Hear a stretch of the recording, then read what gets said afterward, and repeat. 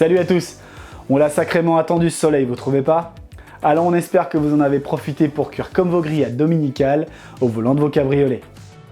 En rallye, Olivier Bury et Johan Loeffler sont allés s'engager sur le rallye d'Alba, histoire d'être sûrs de prendre un bon bas de soleil. Mais même si la météo était de leur côté, les deux équipages ont malheureusement dû abandonner. Sacha Altos était quant à lui sur les routes du rallye des Vosges Grand Est et termine à la 12e place du Clio Trophy. D'autant les Suisses ont eu du mal à prendre exemple sur le soleil pour briller en rallye, mais par contre ils n'ont eu aucun mal à le faire sur asphalte.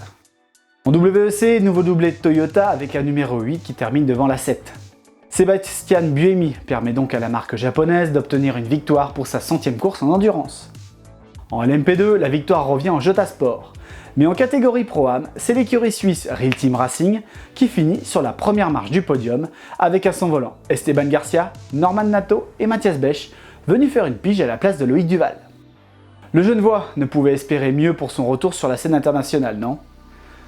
En Ultimate Cup Series, Karen Gaillard a fait des étincelles sur sa Vortex au sens propre comme au figuré. En sprint, la fribourgeoise doit abandonner en course 1 après avoir cassé sa jante et perdu sa roue. Mais en course 2, elle remporte sa catégorie et termine 4e du général.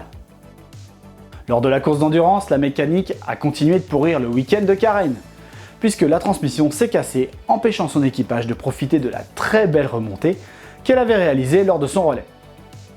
Et pour terminer sur les circuits, en ADAC GT Masters, très belle 3e place de l'équipage Schmidt-Kirchhofer sur la Corvette C7 GT3R du Callaway Competition en course 1, avant de terminer par une superbe victoire en course 2 sur le tracé du Red Bull Ring.